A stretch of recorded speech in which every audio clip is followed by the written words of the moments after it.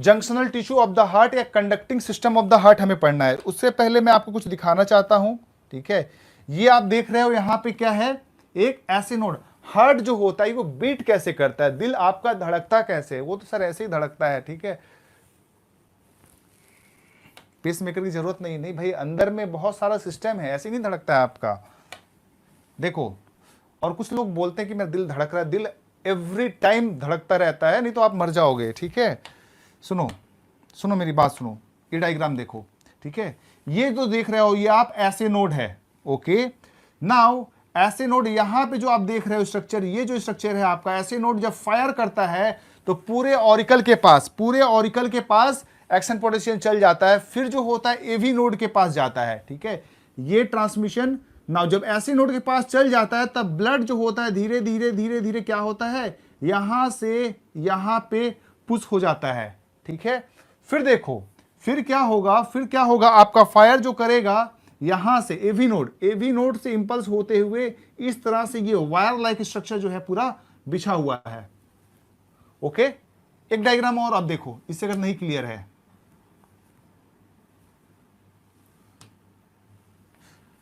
Okay. देखो हो क्या रहा है आपका, ये ऐसे नोड फायर कर रहा है, ब्लड आर्टरिया से वेंट्रिकल में आ रहा है, फिर जब इंपल्स यहां पे जा रहा है, स्पार्क कर रहा है, देखो ये स्पार्क कर रहा है, ये इंपल्स जा रहा है, कॉन्ट्रैक्शन, ये पूरा वायर लाइन बिछाया हुआ है, ठीक है। और इस तरह से ये कॉन्ट्रैक्ट करते रहता है, सबको दिख रहा है, ठीक है। ऐसे नोड स्पार्क कर रहा है, देखो कैसे इतने अच्छे से। फिर देखो इंफॉर्मेशन कहां से जा रहा है, यस, इंपल्स कहां जा रहा है, इस वायर, ये येलो कलर का जो वायर बिछा हुआ है इसके थ्रू जा रहा है, और ब्लड यहां से वेंट्रिकल में आ रहा है, वेंट्रिकल से फिर आर्टरिया में जा रहा है। इज इट क्लियर, सबको दिख रहा है स्टूडेंट्स। नाउ इस डायग्राम में अगर आप देख रहे हो पूरा जो वायर जो होता है हमारे हार्ट का, वो सारा कैसे बिछा होता है, वो सारी चीजें आपको दिख रही हैं। यहां पे देख रहे हो राइट एट्रियम के पास जो है वो आपका ऐसे नोड है, फिर ये जो देख रहे हो lower side of the right atrium में यहाँ पे भी नोड है, फिर देख रहे हो आप बंडल ऑफ हिस है, बंडल ऑफ हिस के बाद फिर देखो ये right and left bundle branches है, फिर आप ये देख रहे हो पूरे वेंट्रिकल्स के वॉल में बिछा हुआ है एक वायर का जाल, जिसको हम लोग बोलते हैं परकिंजी फाइबर, ओके, जिसको हम लोग बोलते हैं परकिंजी फाइबर। समझ में आ गया। अब देखो ये जो आप इतना सारा वायर देख रहे हो, ये जो तारे बिछी हुई हैं, इनको सबको मिला के हम लोग बोलते हैं क्या, junctional tissue of the heart, ठीक है। मूवीज में कई बार देखते हो ना आप लोग, बोलते हैं दिल का तार, दिल का तार। मेरे ख्याल से वो दिल का तार जो है आपका यही है, ये जो वायर सिस्टम है ना वही है, उसी को बोलते हैं। कई लोग गाना भी गाते हैं। चलो ये देखो हम लोग जो पढ़ने जा रहे हैं उसको हम लोग बोलते हैं जंक्शनल टिश्यू। एनसीईआरटी जो लिखी हुई है junctional tissue of heart, junctional tissue of heart हम लोग पढ़ रहे हैं।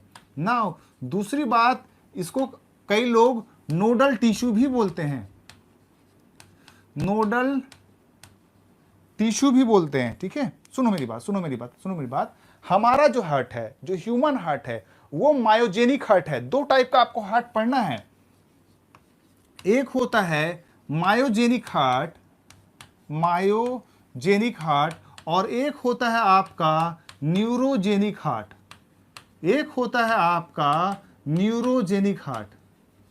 कितने टाइप का हो गया भाई साहब, दो टाइप्स का हो गया। एक हो गया आपका कौन सा, मायोजेनिक, एक हो गया आपका न्यूरोजेनिक।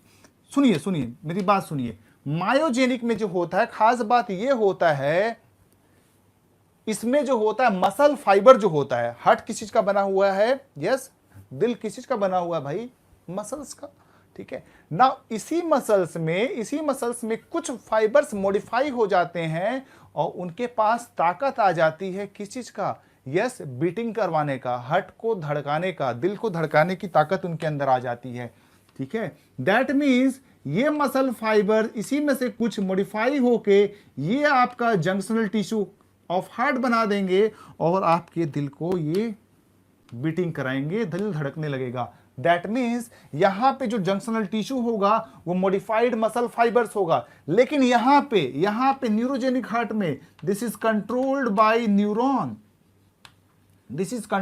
न्यूरॉन, ठीक है। नाउ ये कैसे पता चलता है, नाउ अगर इसको आप बॉडी से रिमूव कर दो, अगर इसको आप बॉडी से रिमूव कर दो थोड़ी देर के लिए, फिर भी ये बीट करता रहता है, कुछ देर के लिए, हमेशा के लिए नहीं, कुछ देर के लिए ये फिर भी बीट करता रहता है। कैसे सर? देखते नहीं हो जब हार्ट ट्रांसप्लांट होता है, ठीक है, मूवीज में देखो नहीं, एक आदमी का दिल दूसरे आदमी में लगा दिया जाता है। क्यों भाई? एक आदमी का दिल आपने बाहर निकाल दिया, फिर भी वो बीट करता रहता है, इसका मतलब है ना। तो ये मायोजेनिक हार्ट में होता है। लेकिन न्यूरोजेनिक हार्ट में जैसे ही इसका वायर का कनेक्शन ऑफ करोगे, क्योंकि ये अपने घर की खेती नहीं है, जैसे ऑफ करोगे, हार्ट को बाहर निकालोगे, स्टॉप बीटिंग, स्टॉप बीटिंग। सो न्यूरोजेनिक हार्ट में घर की खेती है, क्या अपना ही भाई है, मसल फाइबर मॉडिफाई होके बीटिंग करवा रहा था, इसलिए अगर हार्ट को बाहर निकाल दोगे तो भी थोड़ी देर के लिए ये काम करेगा। लेकिन यहां बाहर से काम चल रहा था, न्यूरॉन कंट्रोल कर रहा था, जैसे ही निकालोगे कनेक्शन, तुरंत ही ये क्या कट जाएगा। समझ में आया? समझ में आ गया न्यूरोजेनिक मायोजेनिक हार्ट में डिफरेंस। ईसीजी पढ़ा दूंगा, ईसीजी पढ़ा दूंगा। न्यूरोजेनिक और मायोजेनिक हार्ट में डिफरेंस सबको समझ में आ गया? चलो आगे बढ़ते हैं हम लोग। न्यूरोजेनिक मायोजेनिक हमारा हो गया, जंक्शनल टिश्यू हो गई, यस। अब जंक्शनल टिश्यू का टाइप्स हम पढ़ते हैं, ठीक है। देखो जंक्शनल टिश्यू अगर हम पढ़ रहे हैं, ये सुनो मेरी बात, ये हार्ट है, यहां पे राइट एट्रियम में जो होता है, यहां पे होता है ऐसे नोड। कई लोग इतनी बार ऐसे नोड पढ़ लेते हैं, इसका फुल फॉर्म इन्हें नहीं याद होता है। तो भाई साहब सुनो, इसका आर्ट्रियल, साइनो आर्ट्रियल नोड, ऐसे नोड को हम लोग क्या बोलते हैं? Sino atrial node, sino atrial node, ठीक है। नाउ फिर देखो क्या होता है, फिर यहां पे कनेक्टेड होता है, यहां पे एक और लोअर पार्ट में एक और स्ट्रक्चर होता है जिसको हम लोग बोलते हैं, जबकि आर्ट्रिया और वेंट्रिकुलर के पास में है, बीच में है लगभग, तो इसको हम लोग बोलते हैं एवी नोड, एवी नोड, या आप बोल सकते हो atrio ventricular, atrio ventricular node, atrio ventricular node, ठीक है। फिर देखो यहां से ऐसे एवी सेप्टम में चल जाएगा बंडल ऑफ हिस, क्या होगा ये? बंडल ऑफ हिस, ठीक है। फिर यहां पे होगा bundle branches, right and left bundle branches, bundle branches, bundle of His, ये bundle branches, right and left bundle branches. फिर यहां से ये ऐसे चल जाता है, इसको हम लोग बोलते हैं परकिंजी फाइबर, परकिंजी फाइबर, समझ गए? इसको हम लोग क्या बोलेंगे? परकिंजी फाइबर। एक चीज आप और देखो, कई बार ये आपको अरेंज करने के लिए देता है, अगर अरेंज करने के लिए देता है तो इसका क्या होगा? ऐसे नोड, एवी नोड, फिर बंडल ऑफ हिस, फिर परकिंजी फाइबर। समझ में आया? फिर क्या हो जाएगा? परकिंजी फाइबर। तो इसको कई लोग को एग्जाम में भूल जाते हैं, तो उनके लिए हमारे पास ट्रिक है, सेव हिज पर्क। क्या? सेव हिज पर्क, समझने की कोशिश करो। सेव हिज पर्क मतलब आपको अपने फ्रेंड का पर्क बचाना है ताकि वो अपनी गर्लफ्रेंड को ना दे दे, ठीक है। सेव हिज पर्क, उसको ऐसा भड़का दो कि वो उस चक्कर में जाए ही ना, पर्क अपना गिफ्ट ना करे। तो एस से क्या होगा? ऐसे नोड, एवी से क्या होगा? एवी नोड, हिस से क्या होगा? बंडल ऑफ हिस, पर से क्या होगा? परकिंजी फाइबर। तो ये कई बार आप भूल जाते हो कि सीक्वेंस में कैसे होगा। हंसो मत, हंसने के लिए नहीं बोला। तो ये इस तरह से आप याद रख सकते हो। यस रोमिल, बहुत हंसी आ रही है ना, ठीक है। तो अपना पर्क बचा के रखो, एग्जाम क्लियर हो जाएगा। अभी से पर्क डिस्ट्रीब्यूट करोगे तो एग्जाम पे आफत आ जाएगी। क्या? कईयों की पर्क के चक्कर में एग्जाम नहीं निकलती है।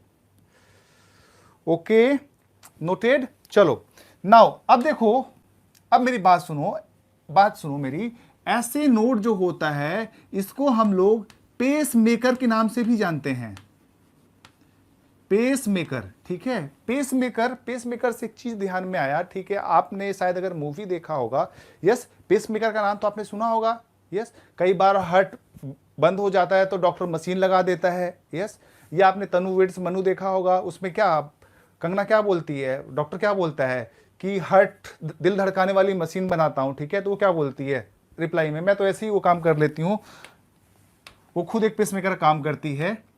तो समझ लो पेस मेकर कहने का मतलब होता है, पेस मेकर कहने का मतलब होता है it will decide the beating rate of the heart, ठीक है, जो कि हार्ट का जो हमारा बीटिंग का रेट है वो है 70 से 75 पर मिनट, 70 से 75 पर मिनट जो एनसीईआरटी की डाटा है। और एवरेज अगर बात कर लोगे तो ये about 72 beats, about 72 beats per minute होता है, ठीक है। नाउ ये हम लोग बोलते हैं pacemaker because it maintains the rhythmicity of the heart. Why this is called as pacemaker? Because it maintains rhythmicity of heart. समझ में आया?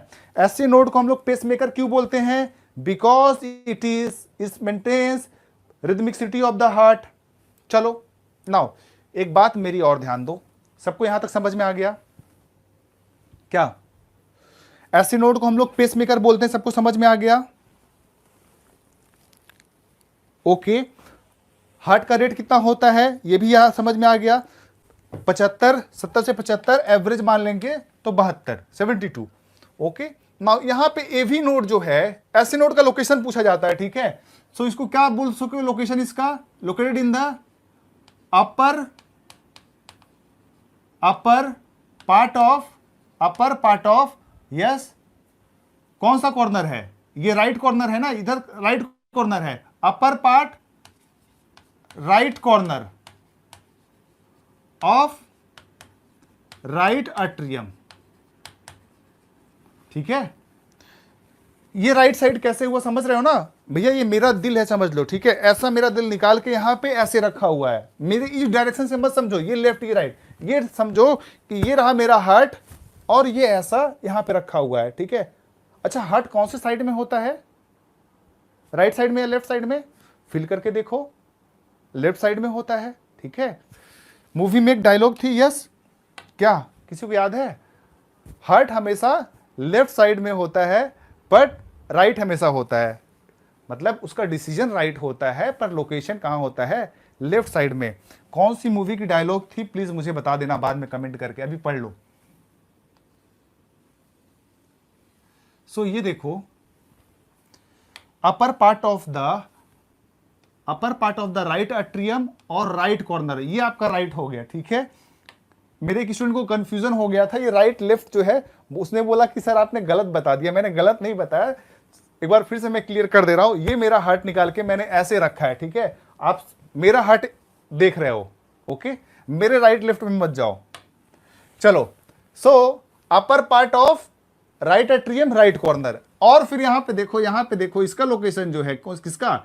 एवी नोड का। एवी नोड का लोकेशन, आपके पास जगह है तो लिख लो, मेरे पास जगह नहीं है, मैं नीचे लिख दे रहा हूं, यस। कहां होगा? राइट एट्रियम के लेफ्ट कॉर्नर में, राइट एट्रियम के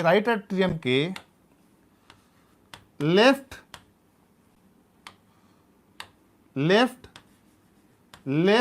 lower corner. Left lower corner मतलब लोअर साइड में, लेफ्ट साइड में, लोअर लेफ्ट कॉर्नर, ठीक है। फिर देखो आप बंडल ऑफ हिस देख रहे हो, बंडल ऑफ हिस यहां पे है, और फिर ये आपका right and left bundle branch कहां पे है? इन बिटवीन इंटरवेंट्रिकुलर सेप्टम, और फिर ये आपका परकिंजी फाइबर, ये आपका परकिंजी फाइबर हो गया। नाउ एक बात और आप ध्यान दो, ये जो एवी नोड है ये एनसीईआरटी पे नहीं लिखा हुआ है पॉइंट, फिर भी एग्जाम में पूछा जाता है इसलिए मैं बता दे रहा हूं। This is called as pace setter. This is called as what, pace setter. Why this is called as pace setter? इसको पेस सेटर क्यों बोलते हैं? बिकॉज अगर कभी कभी ऐसे नोड काम करना बंद कर दे तो एवी नोड जो होता है हार्ट को संभाल लेता है, बोझ को संभाल लेता है, लेकिन उस समय 70 के रेट से नहीं बीट करेगा। This will beat 40 beats per minute, इसीलिए इसको बोलते हैं हम लोग पेस सेटर। और एक चीज ध्यान दो, और एक चीज ध्यान दो, यहां पे थोड़ा सा ये ट्रांसमिशन को डिले कर देता है, ठीक है। ये एवी नोड जो है थोड़ा सा यहां पे ट्रांसमिशन को डिले कर देता है, इसको हम लोग बोलते हैं एवी डिले, एवी डिले, या आप बोल सकते हो इसको नोडल डिले, या आप बोल सकते हो नोडल डिले। समझ में आया? क्या क्या चीजें होंगी? ऐसे नोड होगा, एवी नोड होगा, बंडल ऑफ हिस होगा, परकिंजी फाइबर होगा। ऐसे नोड को हम लोग बोलो क्या बोलते हैं? पेस मेकर, क्योंकि ये हमारा रिदमिकसिटी को मेंटेन करता है। हमारा हार्ट रेट कितना होता है? 70 से 75, एवरेज जो हो गया कितना? 72। लोकेशन कहां होगा? Upper side of upper right corner of right atrium. और एवी नोड कहां होगा? Lower left corner of right atrium. फिर आपका देखो बंडल ऑफ हिस हो गया, फिर बंडल ब्रांचेस हो गया, और फिर आपका परकिंजी फाइबर हो गया, ठीक है।